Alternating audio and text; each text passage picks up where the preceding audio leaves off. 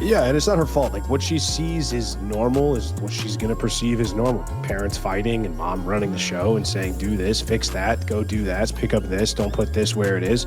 And just seeing a dad walk around the house being browbeaten and having the woman run the show, she's going to think that's the way things normally are. And she's just going to emulate that for her future relationships. So, and it's, yes, women are malleable. Yes, they will go along to get along. Yes, if you are that guy, there's a lot of things that they will sacrifice, and there's a lot of things that but the really deep-rooted things when you're talking about from a young, like this whole feminist stuff, like women aren't really coming into that until they get to, I mean, now maybe it's their teens, but it used to not be that they got to college and they started learning all of this stuff and they became taking sociology and, poli-sci majors and stuff like that. So, I mean, it's getting to the kids younger and younger now, which is a huge problem. But yeah, I mean, that's, again, your most personal example of what a successful relationship is your mom and dad. And if you see how they act, you're assuming, well, they're two people, they're my parents, they love each other, et cetera, et cetera, et cetera. Therefore, how they're acting is normal. And that's how relationships should be done. So that's the example that I'm going to try to set for my own relationships, which ultimately, especially if, again, like she's starting to run your show. Yeah.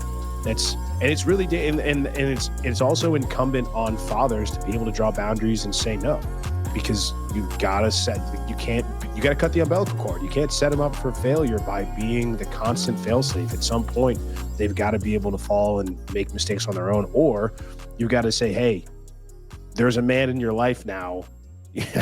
He is now responsible for you.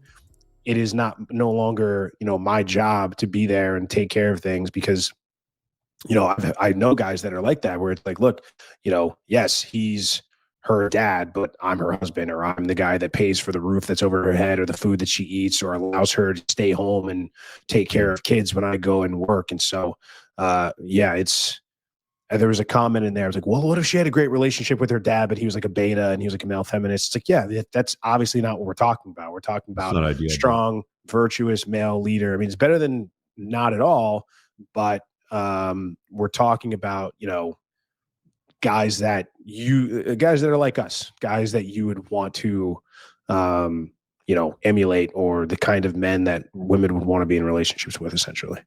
And, he may not be around. He may have passed. Sure. When she was younger, but, in the absence of that, you want to look for supportive family around her that can identify your merits and your fucking values and be like, Rich is a good man. He's good at being a man. And they sort of like slap her around a little bit and be like, smarten the fuck up, right? Like, knock it off. Like, listen to this guy, sort of thing. You want to look for that in, her family if there's an absence of a father. But I mean, you're probably going to eliminate the vast majority of problems in the selection process, which is what the red flag chapter is all about, is like, use a thorough selection process when you're inviting a chick in your life. A lot of you guys ask me all the time, like, how do I find a wife? I want to have kids. There's a lot of problems out there. Like, start with the red flag chapter, guys. And it's free. You can get it for free just by getting on the email list. All right, guys, I really hope that you enjoyed that clip. If you want to check out the full-length podcast episode, you can find that right over here. Also, make sure you visit my website over here, where you'll find my supplements, the opportunity to book me privately one-on-one for coaching, and most importantly, my new School of Unplugging, which you'll find on the courses tab. Newer to the channel? Hit subscribe. I'll never slow up. No, I don't take shit. I got no love for the fakeness. If you want to play tough and want to hate this, I'll always show up. I don't have